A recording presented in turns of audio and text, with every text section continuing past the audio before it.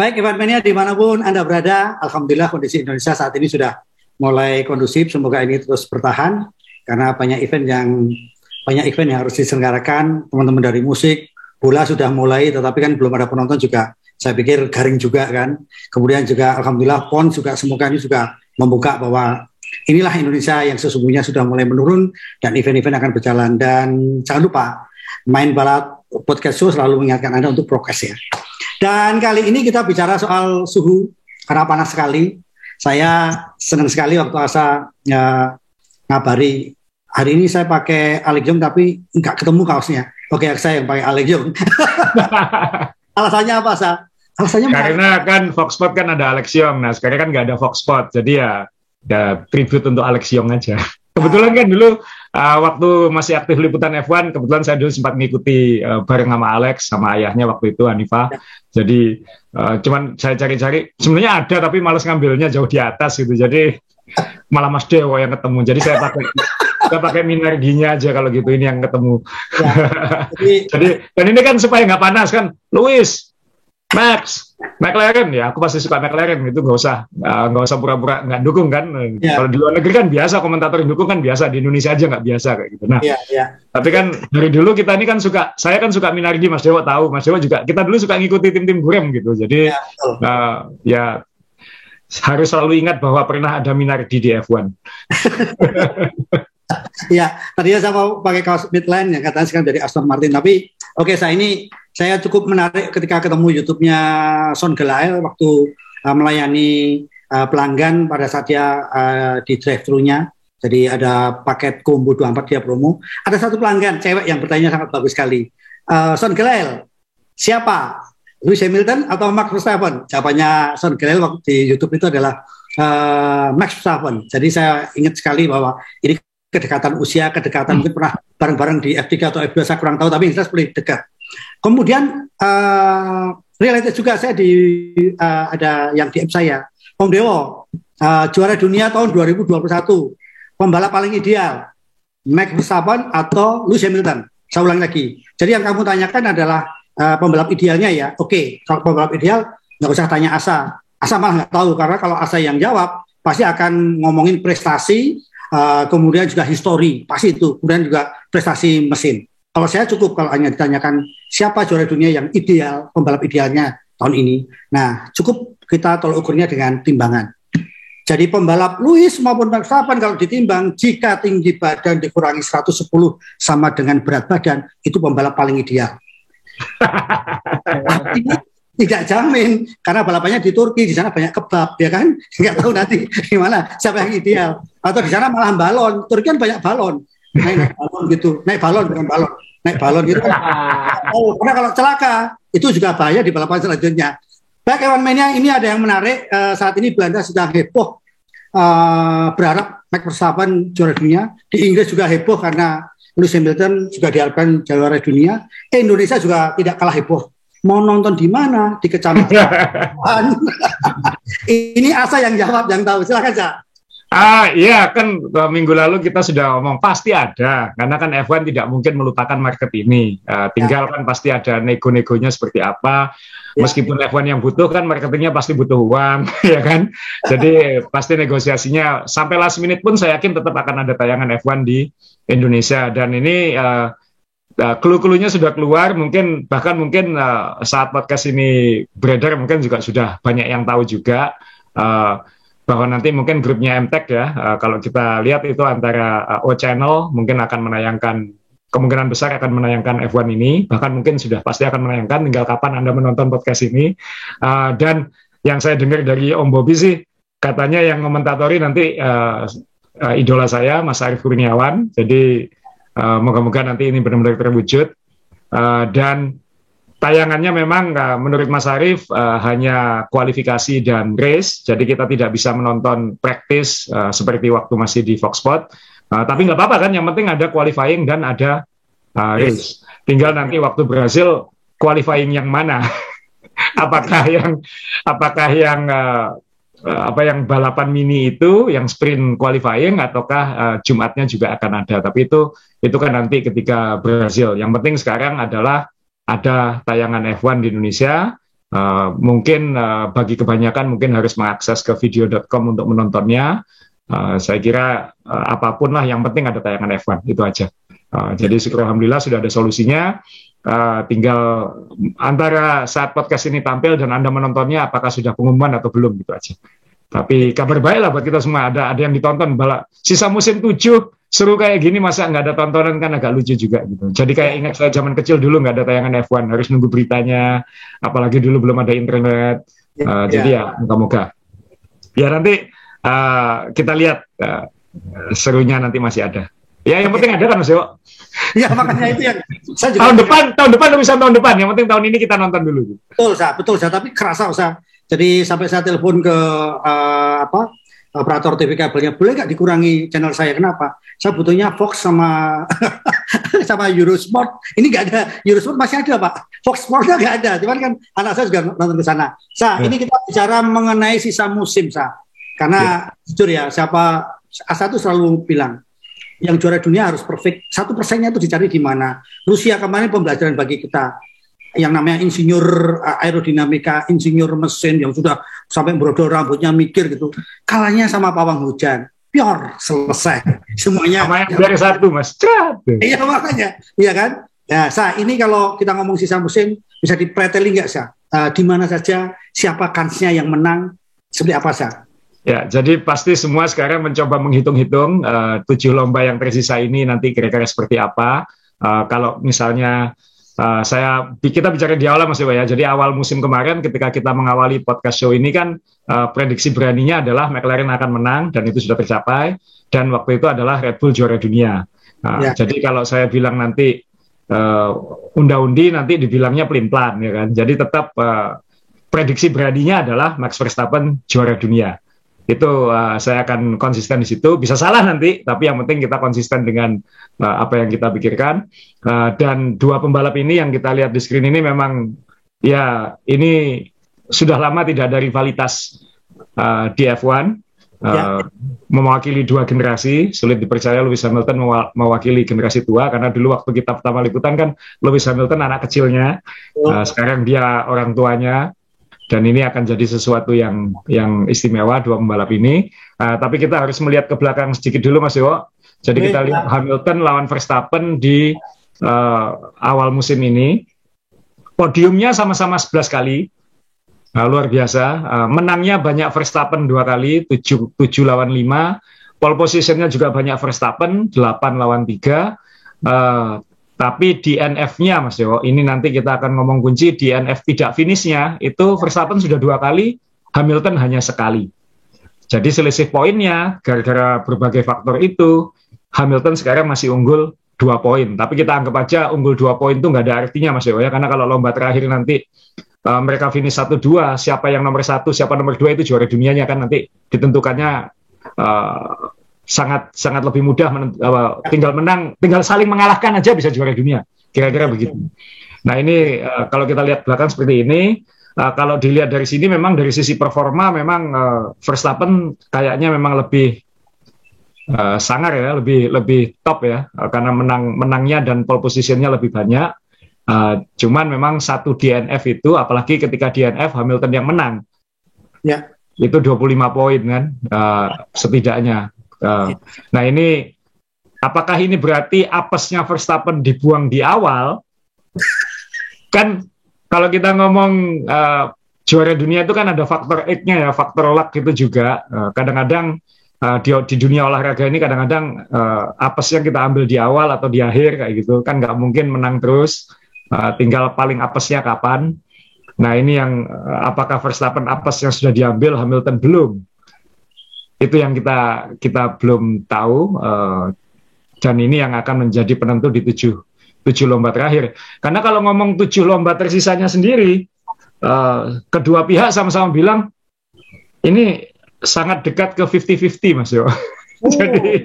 Jadi kan weekend ini nanti kita lihat ke Turki. Turki itu tahun lalu, tahun terakhir di sana Lewis yang menang. Tapi waktu itu situasinya kan aneh, karena kan permukaan lintasannya sedang tidak ideal, sehingga semua mobil belepotan, Pirelli salah bawa ban. Jadi nanti kalau misalnya Pirelli bannya benar, kemudian permukaannya sudah lebih baik, jangan-jangan kondisinya berubah gitu. Nah ini yang setelah itu mereka ke Amerika, lalu dan F1 ini akan ditentukan di dekat dengan Ka'bah kan, di Timur Tengah gitu. Jangan-jangan nanti siapa yang paling dekat dengan Allah yang juara ini nanti. Nah ini yang kita nggak tahu, karena 3 lomba terakhirnya di Timur Tengah. Jadi kalau kita ngomongin satu-satu, kalau kita ngomongin satu-satu, ini Turki sebelumnya. Jadi sirkuit Turki ini sebenarnya sangat menarik karena naik turun, lebar, bisa banyak action. Walaupun tahun lalu yang menang Lewis, tapi tanda tanya tentang permukaannya. Nah ini nanti weekend ini kita akan melihat, katanya permukaan sirkuitnya kan di treatment lagi supaya tidak belepotan semua seperti terakhir ke sana. Jadi walaupun Lewis dan Mercedes menang, tetap nggak ada yang berani bilang Lewis unggulannya. Itu hebatnya F1 sekarang. Dan kalau kita lihat peta Mercedes lawan Red Bull itu, sirkuit utamanya Mercedes sudah lewat, yaitu Rusia, Monza, kemudian yang banyak trek lurusnya itu yang seharusnya miliknya Mercedes, ini sudah dilewati semua. Jadi sekarang sirkuit terakhir ini karakternya mirip-mirip semua gitu. Nah ini dan mirip-miripnya itu belum tentu menguntungkan salah satu, tinggal siapa yang benar-benar mengoptimalkan settingnya untuk kondisi. Jadi kalau kita lihat Turki kan bentuk lintasannya meliuk-liuk dan naik turun segala macam. Jadi nanti miripnya di sini mungkin dengan Interlagos, dengan Brazil, dan Brazil Verstappen mungkin agak diunggulkan di situ. Jadi kita nggak tahu nanti seperti apa. Kemudian dari Turki, karena Turki kita anggap 50-50 masih ya kan. Kemudian mereka ke Amerika. Nanti Amerika ini Mas Dewo pernah ke sana, saya pernah ke sana, saya bulan Juni kemarin goes di situ, di sirkuit ini. Kemarin MotoGP barusan dari sini, dan ngomel semua tentang permukaannya yang bumpy dan lain-lain. Tapi buat mobil F1 mungkin itu nggak terlalu masalah. Ini juga sirkuitnya naik turun. Naik turun, meliuk-liuk, menanjaknya juga cukup curam di tikungan pertama. Nah ini dalam sejarahnya Hamilton selalu kuat di sini. Tapi kan selama ini kan Mercedes dominan banget. Iya, tapi tadi malam udah loh, Sa. Sampai lain melek-melek malam. Saya nonton American football tadi malam. Jadi ini di sini sekali lagi Amerika nggak ada yang berani bilang lagi siapa lebih unggul, 50-50 lagi. Kemudian ke Meksiko.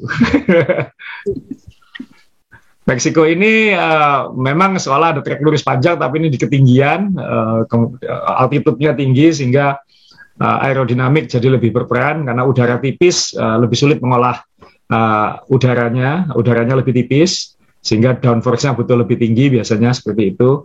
Dan itu Red Bull pernah menang 2018, Mercedes menang 2019. Imbang lagi. Imbang lagi. Jadi kita ngomong 3 lomba sudah 50-50 lagi, kita nggak berani prediksi siapa. Kemudian kita ke Brasil, yang tadi udah dibilang yang karakternya sebenarnya mirip dengan Istanbul, naik turun, trek lurus segala macam. Ada yang bilang Red Bull agak unggul di sini, tapi nggak berani bilang mutlak juga.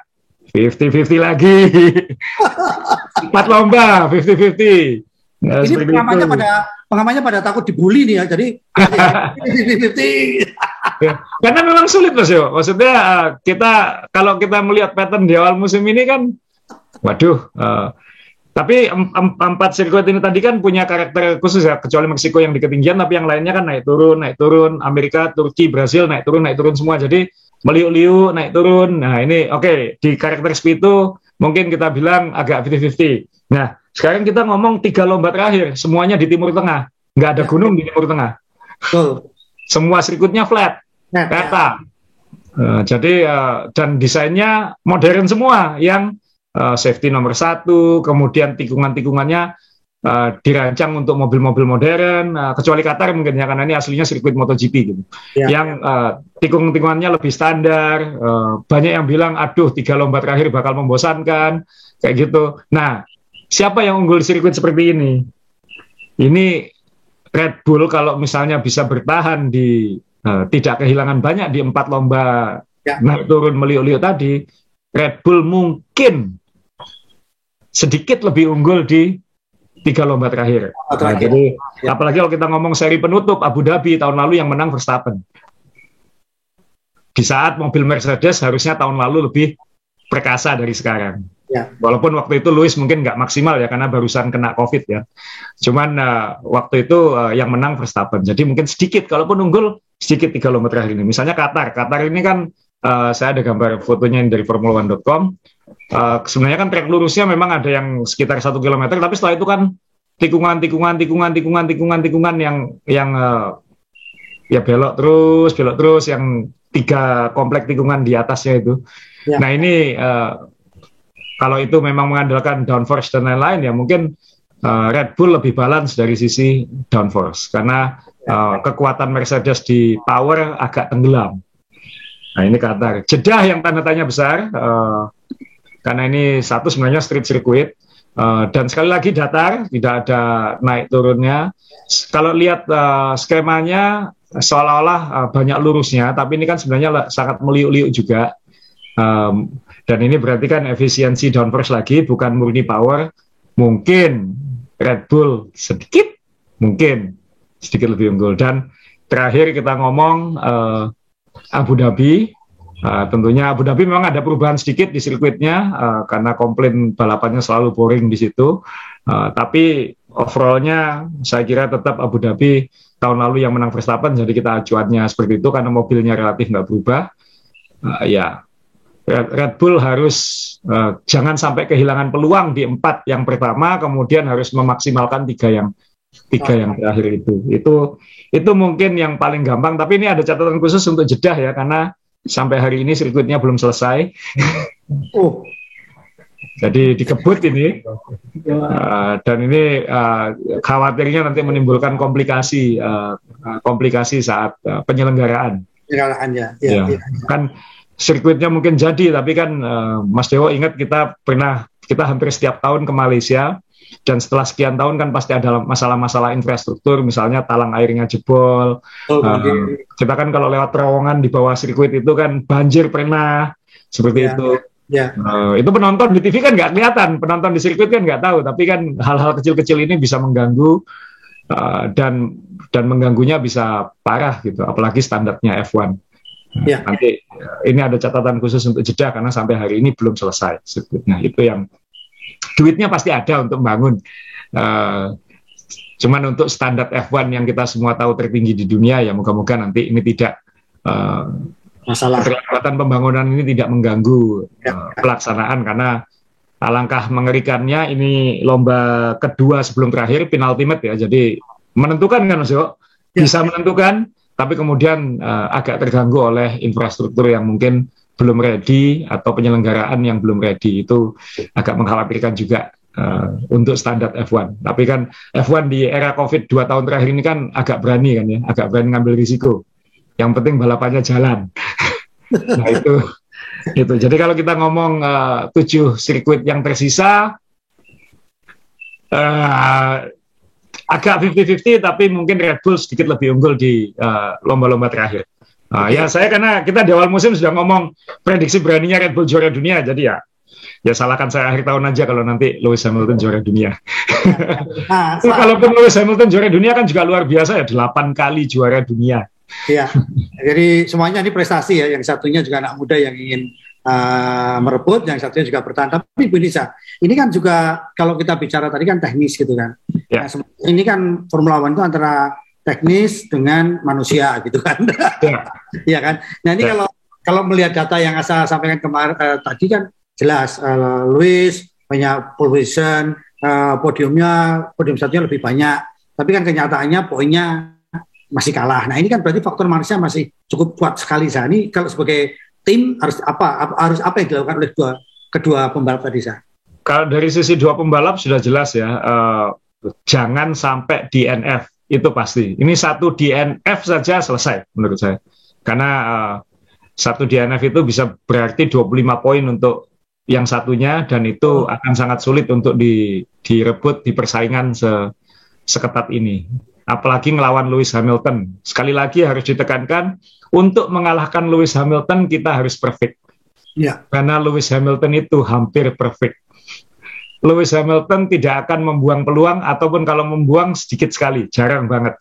Dan kadang-kadang kalau dia membuat kesalahan, kayak misalnya waktu kualifikasi di Rusia kemarin, besoknya dia bisa membalik itu dengan cepat. Ya. Jadi mungkin lebih baik kalau buat pesaing ya, mungkin lebih baik Hamilton bikin kesalahannya di lomba daripada waktu kualifikasi.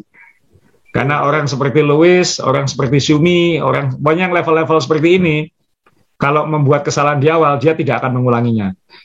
Dalam satu musim sangat jarang membuat lebih dari satu kesalahan.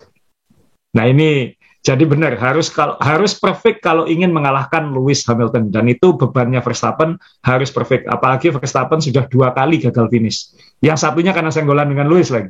Iya. Bayangkan waktu itu seandainya Verstappen lebih rileks, tidak memaksakan diri, nggak apa-apa kalah di belakang Lewis, tapi poinnya terkumpul, kan dia mungkin bisa dapat 18 poin di situ. Dan itu kalau 18 poin itu dia dapat, sekarang bukan -2, dia +16. Nah ini yang harus selalu dipikirkan oleh Verstappen kalau ingin juara dunia. Ya bisa saja mungkin jatah DNF-nya Verstappen sudah diambil duluan 2.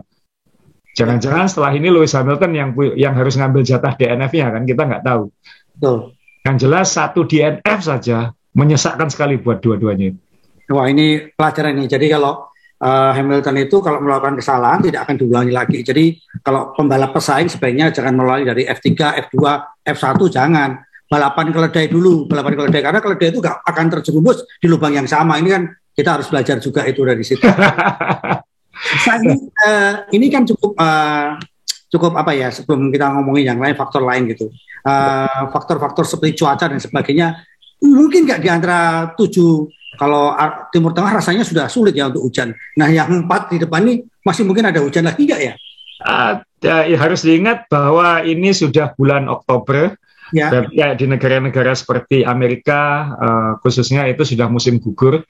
Ketika musim gugur itu cuaca bisa macam-macam. Bisa dingin, bisa panas, bisa hujan, bisa angin kencang. Ya. Jadi kemungkinan itu ada. Brazil dalam sejarahnya juga selalu hujan ya. Berkali-kali hujan. Meksiko entah nanti seperti apa, tapi karena ini sudah mendekati akhir tahun dan itu musim gugur bagi kebanyakan, ya hujan bisa jadi faktor. Kecuali mungkin 3 lomba terakhir tadi benar di Timur Tengah. Nah, kecuali mungkin ada badai pasir nanti kan juga pernah terjadi itu. Ya, pasir. Waktu kita di Bahrain dulu ya. Jadi waktu kita di Bahrain dulu ya. Nah, waktu itu Mas Dewo khawatir lensa kameranya karena pasir debu halus padang pasir itu bisa merusak komponen-komponen kamera waktu itu. Iya. Nah ini ya kalaupun hujan ya bisa terjadinya di ya Turki, Amerika, Meksiko atau Brasil. Dan itu bisa mengacaukan lagi semuanya. Jadi wah ini nggak sabar 7 lomba ini seperti apa. Kalau sampai salah satu dari Lewis atau Max ini bisa misalnya gagal finish di Turki atau Amerika 2 lomba ke depan, ya mungkin juga bisa buyar kan persaingannya. Ya. Nah. Tapi juga belum tentu juga ya, karena kita nggak tahu sampai akhir nanti karena selisihnya cuma 2 kan. Cuma 2 poin. Ya 7 ini tinggal siapa yang bisa mengambil 4-3 lah gitu kan, kita nggak tahu juga. Semuanya masih bisa sulit ditebak ya saya, Pak Widu ya. Sebenarnya yang paling mengerikan buat kedua tim sekarang ya mechanical failure, Mas Yo, kerusakan mobil. Karena ya kita tahu mobil-mobil F1 sekarang kan sangat reliable, sangat kuat, tapi kan yang namanya jatah mesin mereka kan sudah mulai habis. Ya, ini jatah mesin. Yang ditakuti kan gitu nanti, sudah mau juara dunia lalu mesinnya rusak. Kita ingat dulu Hakkinen pernah mimpin lomba, lap terakhir mesinnya meledos kan ya. Kalau orang Jawa bilang mesinnya meledak. Sehingga kan bisa saja, jangan-jangan nanti kayak gitu, race terakhir, lap terakhir, yang mau jadi juara dunia tiba-tiba mobilnya berhenti sebelum finish. Wah, tragisnya luar biasa itu nanti. Nah, soal mesin, jatah mesin saya ini kan mesti dicatat. Nah, ini kan kejamnya F1 sekarang adalah setiap pembalap itu hanya boleh menggunakan pada dasarnya 3 mesin. Tapi sebenarnya mesin itu kan ada banyak komponennya ya. Yang 3 itu apa saja. Nah, dalam hal ini kalau kita lihat, ini mungkin mohon maaf penggemarnya Lewis Hamilton dan Mercedes mungkin lebih deg-degan daripada penggemarnya Red Bull. Jadi sekarang ini komponen-komponen yang dijatah dan yang sudah dipakai. Yang hitam tandanya masih belum kena penalti, kalau sudah merah berarti sudah melewati batas dan sudah kena penalti. Kalau kita lihat di sini, pasangan Red Bull, Verstappen maupun Perez sama-sama sudah menggunakan mesin keempat. Ya. Jadi teorinya katanya mereka seharusnya aman sampai akhir musim, karena dari 4 mesin itu mungkin ada 2 atau 3 yang bisa ganti-gantian dipakai untuk 7 lomba terakhir. Itu di kubu Red Bull. Jadi ICE itu yang dimaksud adalah internal combustion engine. Jadi itu mesin yang kita kenal dengan pakai bensin dan dibakar, itu ICE namanya. Tapi F1 sekarang kan bukan hanya ICE, tapi ada MGUK, MGUH. Jadi komponen-komponen mesin. Jadi mesinnya itu bukan mesin kan, itu kompleks sistem. Power itu yang kombinasi antara elektrik dengan mesin tadi. Nah, ini jatah-jatahnya adalah ICE dan lain-lain ini 3, lalu kontrol elektronik dan energi store. Energi store itu baterai, itu hanya 2. Jadi Red Bull sudah pakai ekstra semua. Jadi sudah, intinya moga-moga sialnya sudah kita gunakan. Atau secara strategis sudah kita gunakan. Jadi Verstappen dan Perez teorinya tidak perlu lagi memikirkan atau pusing soal mesin. Jadi mereka bisa gaspol sampai akhir lah, intinya seperti itu. Mercedes, Bottas sudah pakai 5. Karena kata Mercedes, waktu Bottas ganti mesin di Monza itu, mesinnya bermasalah sehingga harus ganti lagi di Sochi, ya, di Rusia. Ya. Jadi dia sudah menggunakan 5. Jadi Bottas pasti aman sampai akhir. Kecuali mungkin baterai ya, masih 2. Hamilton sama sekali belum mengambil jatah penaltinya. Ya. Dan mesin Mercedes ini ada tanda-tanda masalah karena kalau kita lihat bukan hanya mesinnya Mercedes, tapi yang dipakai Williams sempat error, yang dipakai Latifi sehingga harus diganti juga.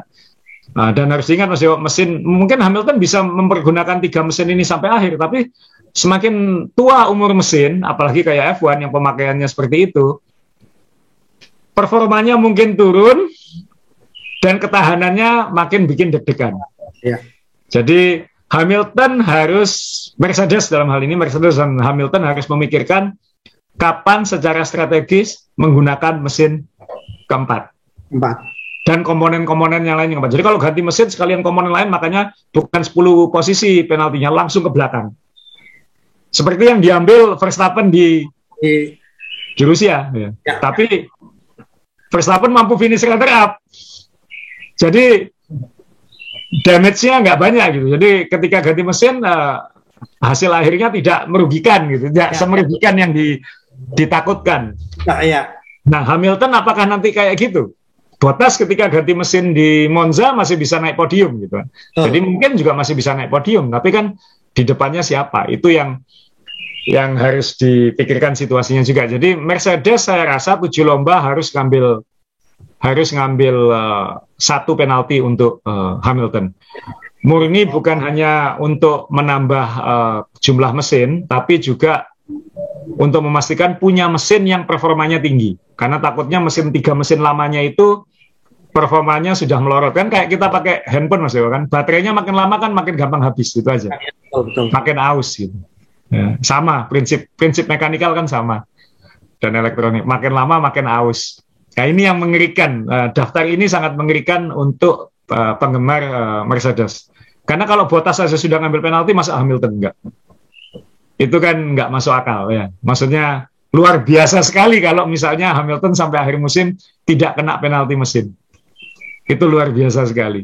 Nah, ya, ini. kalau Anda lihat di sini, kalau dilihat dari sini tadi, seharusnya Verstappen dan Red Bull sedikit diunggulkan lagi. Ini jawaban loh. Ini jawaban loh. Daftar ini ternyata jawaban kemarin. Kenapa Bottas dibully? Kenapa begitu mudahnya memberi jalan kepada Max Verstappen waktu di Sochi? Ini ternyata saya baru tahu jawabannya. Ternyata dia kan memakai komponen baru, jadi dia merasa harus entrain dulu, nggak berani ngebut. Ini benar ini. Jadi sudah terjawab ini sekarang. Nah, kalau Bottas itu mungkin psikologis juga Mas Dewo, kan harusnya mesinnya keren sekali kan, harusnya kayak waktu di Monza itu kan dengan mesin baru dia harusnya bisa dengan mudah dia bisa setelan paling mentok misalnya kayak gitu, nggak perlu hemat mesin kan. Nah ini Hamilton yang tapi dari sini pun kelihatan kelasnya Hamilton kan Mas Dewo, bahwa dia bisa merawat mesinnya sebaik mungkin ya. Sebaik mungkin. Emang luar biasa. Makanya kalau mau mengalahkan Hamilton harus perfect. Kan kita ada episode, kalau teman-teman belum nonton episode kita di awal, ada salah satu episode yang judulnya kan bagaimana cara mengalahkan Lewis Hamilton. Ya jawabannya ini, harus perfect. Harus perfect. Dan ini Verstappen sudah nggak boleh bikin salah ini.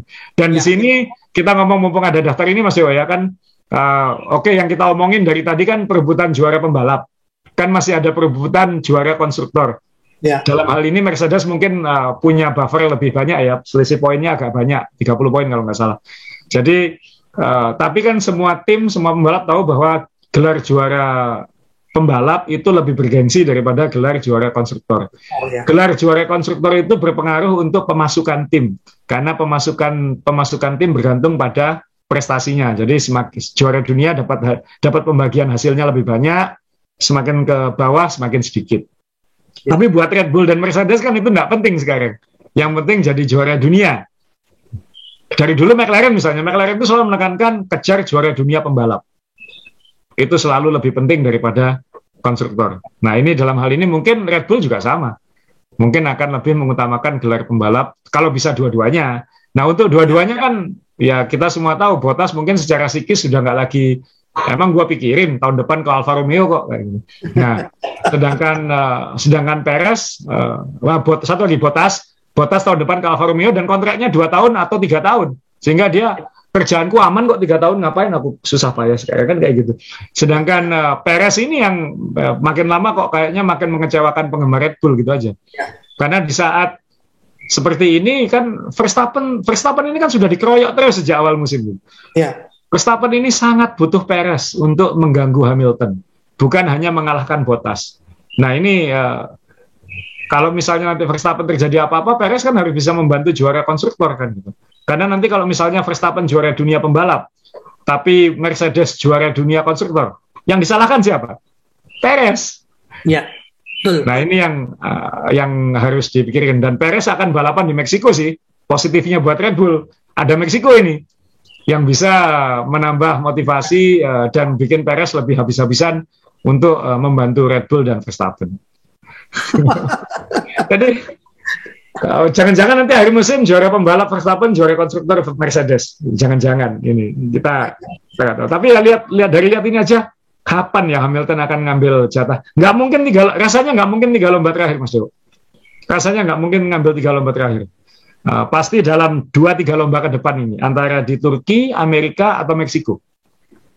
Tinggal lihat situasi nanti, mana misalnya ada satu tempat di mana Hamilton qualifying-nya jelek, atau ada satu tempat di mana Red Bull terlalu perkasa, misalnya yaudah saya ambil sekalian ruginya di sini, misalnya seperti itu, daripada dipaksakan. Seperti yang dilakukan Verstappen dan Red Bull di Rusia kan, Mercedes kuat di sini, aku kena penalti, udah sekalian aja dah ke belakang kayak gitu. Tetap finish nomor 2 kan. Jadi Iya. Nah, saya kira teman-teman F1 Mania di seluruh Indonesia sekarang juga menghitung nanti kira-kira yang menang siapa, berusaha taruhannya seru ini. Ya, saya ini jadi berpikir juga ya, tadi waktu saya bilang 3 mesin baru dipakai, berarti Hamilton memang pintar merawat gitu kan. Jadi ini cukup menarik ya kalau kita lihat, maaf kehidupan pribadi Hamilton juga berbeda dengan Max Verstappen ya. Hamilton asal udah bilang ini selebriti, ya sudah pecah kemana-mana, presentasinya udah party kemana-mana. Tapi di dalam mobil juga dia masih menunjukkan kualitas yang luar biasa. Ini kan memang 1% tadi itu memang sulit untuk mencari kelemahannya di mana kan, saya begitu kan. Ya itulah kayak Michael Schumacher dulu, gimana ya cara ngalahkan Michael Schumacher ini, nggak bisa kalah gitu, karena kan selalu nemu jalan untuk meraih hasil. Itu kan ya itu yang namanya juara dunia, ada faktor X-nya itu yang bikin mereka. Ini kita fokus kita ke juara dunia, tapi kan teman-teman ini kan juga di F1 Mania ini kan ternyata fansnya kalau kita baca kan keren-keren ya, suka Alonso, suka Vettel, suka apa dan apa. Nah, coba kita juga akan penuhi juga permintaan teman-teman.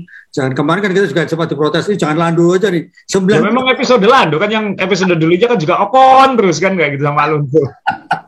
Nah, sekarang tim-tim mana yang dari 7 ini juga bisa mengganggu? Ada nggak kemungkinan? Oke, jadi sekali lagi untuk bagi Hamilton dan Verstappen untuk bersaing, ini kan dari tadi kita ngomongin mereka 1 lawan 1 ya, man to man gitu. Tapi kan memang ada pembalap lain di luar timnya sendiri yang bisa mengacaukan, dan dengan ketatnya persaingan sekarang, 1 poin yang diambil orang lain itu bisa mengakibatkan hilangnya gelar untuk Hamilton atau Verstappen. Ingat, kita misalnya waktu Pierre Gasly ditugasin nyuri fastest lap 1 poin. Nah, kalau nanti ternyata Mercedes kalahnya 1 poin, ya gara-gara itu bisa jadi. Kemudian jangan-jangan nanti ada apa-apa ketika misalnya Verstappen gagal finish gitu ya. Tapi ternyata Mercedes gagal menang karena di depannya ada siapa, misalnya salah satu tim lain yang menang lagi. Kan kita tahun ini McLaren sudah menang, Alpine sudah menang. Ya. Ada 1 tim Mas Dewo yang kalau melihat 7 lomba terakhir ini jangan-jangan bisa nyuri menang juga. Ferrari ya? Iya. Ferrari. Jadi gini, kita kalau ngelihat ini bukan apa-apa, tapi saya kira peluangnya McLaren sudah sangat berkurang di akhir musim ya. Dari awal musim kita selalu bilang kalau banyak trek lurusnya dan lain-lain, ya itu kesempatannya McLaren ada di situ. Belgia, Monza, Sochi pun sebenarnya nggak diperkirakan bakal seperti itu, tapi mereka berhasil mencuri peluang itu. Ya. Nah, kita nggak pernah bilang Ferrari ini peluangnya di mana. Tapi di awal musim ini Ferrari selalu bagus di tempat-tempat yang intinya sirkuit jalanan atau yang membutuhkan traksi ya. Jadi maksudnya banyak stop and go-nya, lalu intinya sirkuit yang standar Ferrari ini bagus. Jadi kalau membandingkan Mercedes dan Red Bull nggak usah kita bicarakan Mas ya. Ini di semua sirkuit kuat. Betul. Tinggal selisih kecil-kecilnya aja antara 2 itu. Ya. McLaren itu kalau sirkuit high speed dia sangat kuat. Tapi kalau sirkuit normal dia kadang di sini. Jadi jarak antara peak performance-nya sama kacaunya itu jauh. Jadi kadang bagus luar biasa, kadang loh kemana ini McLaren, kadang-kadang kayak gitu. Tim-tim lain juga kurang lebih malah puncaknya mungkin di sini, bawahnya di sini. Jadi gini-gininya lebih nggak stabil lagi. Ferrari ini kira-kira di tengah-tengah gini. Peak-nya nggak se-peak McLaren, tapi bawahnya nggak sebawah McLaren.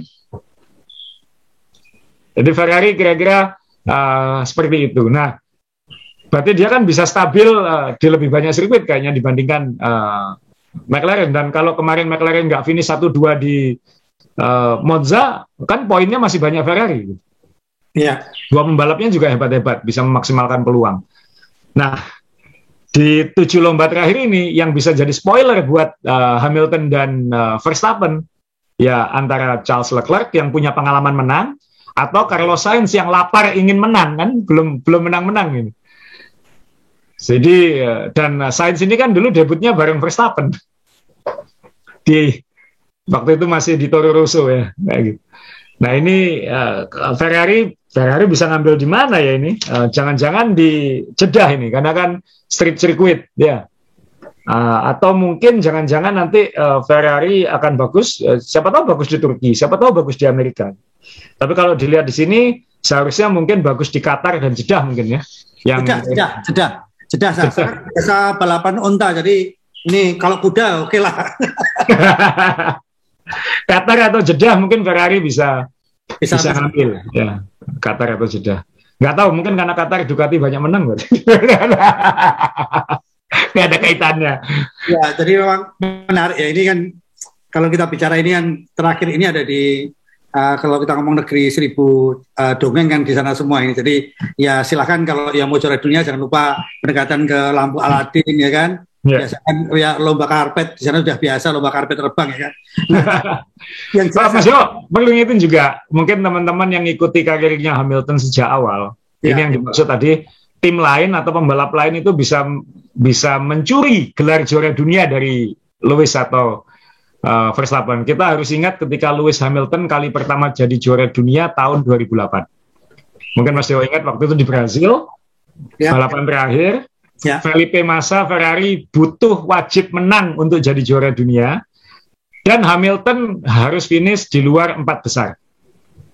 Felipe Massa menang, dominan, menang. Selama sekian detik, sekian menit dia jadi juara dunia. Dia menang. Hamilton hingga lap terakhir, memulai lap terakhir, masih peringkat di luar 4 besar. Belum juara dunia. Tapi pada 2 tikungan terakhir, atau malah komplek tikungan terakhir menuju finish itu, Hamilton menyalip Timo Glock-nya Toyota, kalau nggak salah. Gara-gara Hamilton nyalip Timo Glock itu, Hamilton juara dunia. Ya. Jadi bisa dibayangkan persaingan nanti pembalap-pembalap lain ini berada di urutan berapa dan mana, itu bisa mengganggu. 1 poin aja bisa mengganggu. Dan Hamilton sudah punya pengalaman kehilangan seperti itu waktu tahun 2007 kalah kecolongan dari Kimi Raikkonen, dan tahun 2008 mencuri dari Felipe Massa. Nah, pertanyaan ini, ini pertanyaan ini. Kalau di MotoGP itu kan Quartararo diserbu oleh Ducati dan tim satelitnya gitu kan. Lawan banyak sekali gitu. Nah, di Formula One apa mungkin juga ya, misalnya kayak siapa ya yang pakai Mercedes? Bantu dong. Pakai Honda. Agak beda Mas ya. Quartararo sekarang unggul karena dia memang paling konsisten sepanjang musim ini. Sedangkan yang lain di belakang saling gigit kan Mas Yo. Betul. Jadi Ducati ada beberapa Ducati yang cepat-cepat gitu kan. Ya. Ada Johan Zarco, ada Miller, ada Banaya, tapi mereka kan saling makan gitu. Ya, Martin ya. Sehingga saling makan. Nah, itu kan merugikan. Sehingga Quartararo yang di Yamaha kayaknya memang lagi dominan ya. Dia nggak ada lingkungannya yang gigit dia gitu. Ya, sedangkan Ducati saling gigit. Nah, di Formula One bisa nggak nanti misalnya, ya tadi Asa bilang bahwa Pierre Gasly silakan dapat 1 poin, nanti siapa tahu Max yang menang. Tapi kan kalau orang melihatnya kan, ya pakai Honda, di sana pakai Honda dong. Nah, nanti kalau, wah ini Mercedes nih. Tapi kan kalau Mercedes minta tolong McLaren rasanya sulit. Nah ini, itu kadang-kadang saya mikir dulu harusnya nggak boleh ya Red Bull itu memiliki Alfa Tauri ya. Dulu kan memiliki Toro Rosso. Kan kalau di liga-liga profesional lain kan tidak boleh satu pemilik klub, satu pemilik memiliki lebih dari 2 klub atau dua tim. Karena kan pasti nanti akan ada konflik interest dan permainan-permainan tanda kutip. Ya. Nah, di sini dalam hal ini ya Red Bull punya Alfa Tauri yang bisa dimanfaatkan. Terburuknya adalah dimanfaatkan untuk entah menabrak atau kalau mau mikir jahat ya Mas Yo ya. Ya. Kayak dulu kan memang Benetton dulu waktu zaman Michael Schumacher kan Benetton punya Ligier waktu itu. Nah, sehingga Ligier waktu itu mobilnya juga mirip dengan Benetton, dan waktu itu Ligier kan juga bisa diminta untuk membantu Benetton waktu Michael Schumacher di sana. Nah, di sini kan pasti Toro Rosso atau Alfa Tauri sekarang ini kan pasti ya satu pemilik, bosnya sama. Kan tinggal kalau ada Verstappen minggir, kalau ada Hamilton tabrak, kan pakai kode-kode tertentu bisa saja terjadi. Ya, namanya perebutan gelar tertinggi Mas Yo kan kadang-kadang ya segala cara harus diambil kayak gitu. Dan ini bisnis juga karena brandnya adalah mobil yang ada di jalanan semuanya gitu kan. Dan ini bisnis, ini politik, segala cara akan digunakan untuk merugikan pesaingnya. Sekarang aja udah mulai ada omel-omelan, Toto Wolff mulai surat-suratan ke FIA untuk macam-macam. Kan ini kan pertarungan itu bukan hanya di lintasan, pertarungan itu kan juga di balik meja dan pertemuan Zoom sekarang kan kayak gitu. Dan email. Sehingga hal-hal itu pasti bisa terjadi. Memang Mercedes tidak punya junior tim murni, Williams pakai mesin Mercedes tapi bukan under Mercedes, McLaren pakai mesin Mercedes tapi bukan under Mercedes, Aston Martin juga sama. Sehingga dalam hal ini Red Bull lebih strategis karena dia punya pengaruh langsung kan. Dan Alfa Tauri kan cukup dekat ke depan kan Mas Yo untuk mengganggu persaingan ini. Ya. Cukup mengganggu ke depan. Dalam artian di atas kertas ini seharusnya lebih baik dari papan tengah yang lain kalau lihat performanya. Tapi kan pembalapnya naik turun segala macam itu. Sehingga itu yang mungkin merugikan Alfa Tauri sekarang. Ya moga-moga tetap fair play ya sampai akhir. Ya. Tapi di F1 hal-hal seperti ini juga bukan hal baru. Penggemar Renault ingat apa yang terjadi di Singapura dulu supaya Alonso menang ya kan. Ya namanya balapan dengan pertaruhan reputasi, pertaruhan bisnis, pertaruhan gengsi tertinggi di dunia. Ya never say never, segala hal bisa terjadi. Nah, sekarang ini ini dua pembalap ini rasanya kita udah kupas detail, tim juga sudah. Nah, sekarang kita ke pembalap Kalau dari sekalian ini kita bikin raporan baru aja lah. Ini karena 7 ini kan krusial sekali karena asal tadi bilang ini bisa mengganggu loh, ini bisa mengganggu di luar Mercedes dan Red Bull. Nah, pembalap-pembalap yang konsisten menurut Asa tinggal 7 ini kira-kira nanti siapa yang akan berbicara dalam arti apakah pembalap tua masih oke seperti Alonso, Vettel atau pembalap muda ada yang ini bisa naik juga. Kalau Asa melihat 7 ini gimana untuk 7 ini ya? Mungkin catatan khusus ya. Saya kira McLaren sudah menang, jadi McLaren sudah lebih nothing tulus sekarang. Dia nggak akan terlalu mikir kecuali mungkin Norris yang sangat punya ambisi untuk menang. Sudah hampir. Kalau dilihat dari konsistensi duo Ferrari luar biasa Mas Yo. Dalam artian dua pembalap ini solid semua. Ya perolehan poinnya kan imbang dua ini ya, relatif imbang. Sehingga mereka bisa asal tidak saling gigit tadi, mungkin cukup salut. Dan saya suka Sainz itu, maksudnya ini jangan sampai ini jadi pembalap yang terlalu lama menunggu untuk menang juga. Leclerc kan sudah menang apapun, tapi Sainz kan belum. Sehingga kalau nanti Ferrari bisa mencuri kemenangan di 7 lomba terakhir ini, ya saya harap Sainz yang dapat. Karena kalau iya itu akan jadi berita yang luar biasa besar. Kalau ngomong soal pengalaman ya pasti Alonso memang ya pembalap juara dunia 2 kali Mas Yo. Juara dunia 2 kali kan pasti spesial. Sehingga dia bisa memaksimalkan segala kesempatan itu. Meskipun yang dapat jatah menang Ocon kemarin. Tapi di lomba itu kan bintangnya Alonso. Memblokir Lewis Hamilton. Dan jangan-jangan gara-gara Alonso memblokir Lewis Hamilton begitu lama itu, Hamilton nggak jadi juara dunia nanti. Jadi Alonso ini menurut Asa pembalap istilahnya veteran yang masih oke di lintasan saya. Ya karena kalau melihat atlet zaman sekarang ini kan karirnya bisa lebih panjang ya Mas Yo, karena sains, karena sains maksudnya adalah ilmu pengetahuan kan, dalam artian nutrisi, bagaimana kondisi badan dijaga. Kita sekarang sangat mudah melihat atlet-atlet kelas dunia karirnya lebih panjang. Misalnya di NFL ada Tom Brady yang umurnya sudah 44 tahun tapi masih juara. Kemudian quarterback lagi posisi paling sulit. Kemudian di NBA LeBron James di usia di atas 36 tahun performanya masih luar biasa. Jadi umur untuk atlet zaman sekarang karena teknologi nutrisi, teknologi latihan, teknologi bagaimana merawat badan itu sudah lebih berkembang sehingga ya karirnya bisa lebih panjang. Apalagi di F1 ini kan yang paling utama di sini kan. Itu saya kira ketika fisiknya tidak mempengaruhi ya dia tetap akan bisa optimal ya. Seperti Lewis Hamilton lah.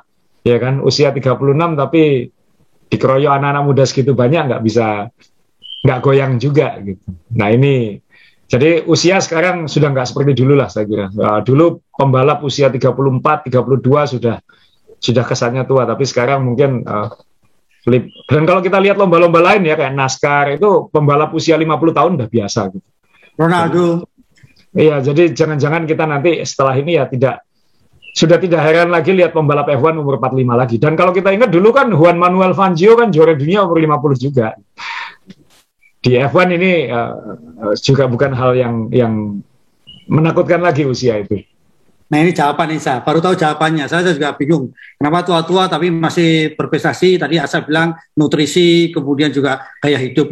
Saya pikir mereka ke salon pakai anti aging ya. Itu jadi tua tapi kelihatan muda gitu. Sekarang lebih gampang menuanya mesin daripada menuanya pembalap, Mas. Iya, saya tuh sampai sekarang tuh masih nggak percaya saya tuh masih ke bawah Formula One era 2000 pertama kali, 2001 pertama, 2099 lah ketika pertama saya MC nonton bareng 2001 ke sirkuit. Saya tuh masih ke bawah. Ini kapan mobilnya mogok? Oh nggak pernah ada mobil mogok. Dulu tuh rasanya kan lihat McLaren. Dulu itu takut lihat, aduh ini bisa jebol gitu kan. Sekarang kayaknya nggak bisa jebol. Itu kan ada kan sponsornya McLaren dulu, ingat yang minuman keras itu yang apa Walking apa Johnny Walker ya. Johnny Walker itu kan akhirnya kan kalau pembalapnya udah mogok ya Johnny Walker pun jalan kaki dia ke garasi. Iya. Iya kan, dulu saya tuh selalu ketawa. Ini salah sponsornya. Mending topi miring ini atau cap kuntul. Supaya pembalapnya nggak jalan ya. Iya. Nah ini ada gambaran saya. Selain Alonso saya kira-kira siapa yang nanti, kalau kita nanti akan melihat 7 tersisa ini yang bisa bicara, dalam arti kalau Ferrari Asa sudah jelasin, kemudian McLaren sudah jelasin. Jujur saya ini senang juga Aston, saya senang Vettel sekarang berubah, karena ini rasanya orang yang dapat hidayah Vettel ini. Dulu di Ferrari dikasih mobil bagus, rasanya wah euforia, hura-hura, nabrak, buang poin, selalu gitu. Sekarang ini kan di tim yang kecil dia ya tim sedang dia kan benar-benar rasanya waduh keluar semua, innernya keluar semua dan empatinya keluar semua. Ini gimana Asa melihat saya? Ya kalau kita lihat sih bukan hanya Vettel atau pembalap seperti itu Mas Yo. Jadi kalau kita lihat 7 lomba terakhir ini yang harus kita perhatikan adalah semua yang nothing tulus Mas Yo. Iya kan? Intinya adalah semua selain Max dan Verstappen dan mungkin Perez dan Bottas. Bottas pun mungkin agak nothing tulus. Bottas misalnya nanti ada kesempatan menang, belakangnya Hamilton suruh tim order, mungkin bisa aja nggak nurut. Belum tentu ya, karena dia juga lagi. Nama CV ya. Kalau nggak ada ganti aja aku habis ini kan kayak gitu aja kan nggak apa-apa. Aku tahun depan kalau Alfa Romeo kok 2 tahun 3 tahun. Betul. Jadi yang paling berbahaya adalah pembalap-pembalap yang nothing tulus. Dalam hal ini ya semua kecuali 2 tim teratas ini. Kan lebih nothing tulus itu kan lebih enak Mas, lebih tanpa beban maksudnya. Apalagi sisa 7 lomba tahun depan sudah punya kontrak, ya udah hajar aja gitu.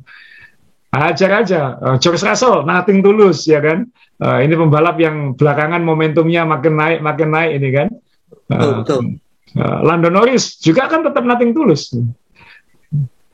Daniel Ricciardo lebih rileks sekarang, aku udah menang. Iya. Saya juga melihat kasihan nih orang tua dikali anak muda, apa dia bisa menunjukkan gitu kan, dan ternyata dia udah plong dia. Ocon setelah menang ditenggelamin sama Alonso, ya kan? Sehingga ya tinggal siapa yang nothing tulus ya. Catatan khusus Ferrari aja saya bilang. Ferrari saya kira akan sangat punya kans untuk mencuri lah, dan itu akan jadi sesuatu yang luar biasa juga untuk F1 kalau Ferrari bisa menang. Jadi ini Asa lebih menjagokan kalau Ferrari bisa menang ya. Jadi kan ya digilir aja Mas Yo. Maksudnya lomba kejutan sudah yang dapat Alpine, McLaren sudah menang. Ayo sama belum mana gitu aja. Supaya musimnya lebih cerita musim ini jadi lebih berwarna gitu.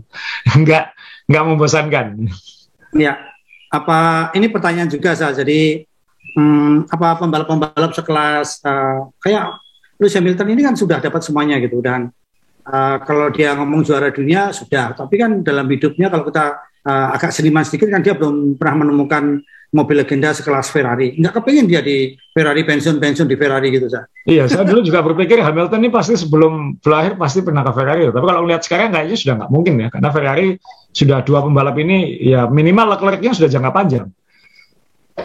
Beberapa tahun ke depan nggak akan diganti. Sainz kontraknya 2 tahun, tapi kan kalau ngelihat Sainz seperti sekarang, apakah Ferrari mau gambling menggantikan Sainz dengan Mick Schumacher misalnya, atau dengan pembalap-pembalap rookie, kan rasanya juga enggak. Ya. Jadi ya saya kira semua yang memimpikan Hamilton bergabung di Ferrari kayaknya nggak akan terwujud itu aja. Tapi ya never say never, siapa yang nyangka dulu Michael Schumacher ke Mercedes. Iya betul Sa. Tapi ya mungkin juga ya karena ada ikatan karena Mercedes sama-sama Jerman, atau tapi yang mau tidak mau kan itu juga membuat orang kaget juga ya dari tim merah kembali ke sana itu. Nah ini sekarang sedikit kembali ke Turki karena ini Turki ini kan juga mau tidak mau adalah momentum juga ya bagi Norris, ini juga obat setelah kemarin kegagalannya bagi Lewis Hamilton. Saya pikir juga kemarin juga pasti dia menang juara podium 1 juga masih geleng-geleng kepala juga karena musuhnya yang diharapkan finish nomor 5, 6 ternyata bisa nyodok ke depan Max Verstappen. Nah momentum semacam itu ini kan bisa membebani, bisa menambah semangat saya. Nah kira-kira Turki ini kalau spesifik lagi saya berani nggak asal menyebutin siapa yang akan menang? 1, 2, 3. Jujur nggak berani Mas Jo. Ayo. Jujur nggak berani. Karena kalau melihat hasil terakhir sih harusnya Mercedes ya. Ya. Harusnya Mercedes. Kalau melihat hasil terakhir, tapi harus diingat catatan waktu itu permukaan sirkuitnya sangat diomeli. Pirelli salah bawa ban, jadi seharusnya bawa yang lebih lunak, bawa yang terlalu keras, atau sebaliknya. Jadi 3 yang dibawa Pirelli waktu itu tidak pas dengan kenyataan, sehingga pembalapnya banyak yang belepotan-belepotan, sehingga tidak representatif apa yang terjadi di terakhir di Turki itu akan terjadi tahun ini. Kalau melihat karakter sirkuitnya ini memang ya menurut saya memang 50-50 tadi antara Mercedes dengan Red Bull. Dan satu sisi sirkuit yang menuntut power, berarti Mercedes dapat. Tapi tikungan-tikungannya meliuk-liuknya menuntut balance aerodinamik, dan itu dimiliki Red Bull. Jadi ya siapa yang settingannya paling pas, kita akan ngomong margin pit stop lagi sekarang, undercut, overcut lagi, pit stopnya benar atau tidak, gambling 1 stop atau 2 stop, ya kan? Seperti di Spanyol awal tahun ini, siapa yang berani ngambil risiko, ya yang jelas kan siapapun yang diunggulkan ini pasti ditonton kan Mas Jo, kalau penggemar F1, karena ya 7 lomba kan nggak boleh dilewatkan ini sekali lagi belum tentu ada musim seperti ini tiap 10 tahun.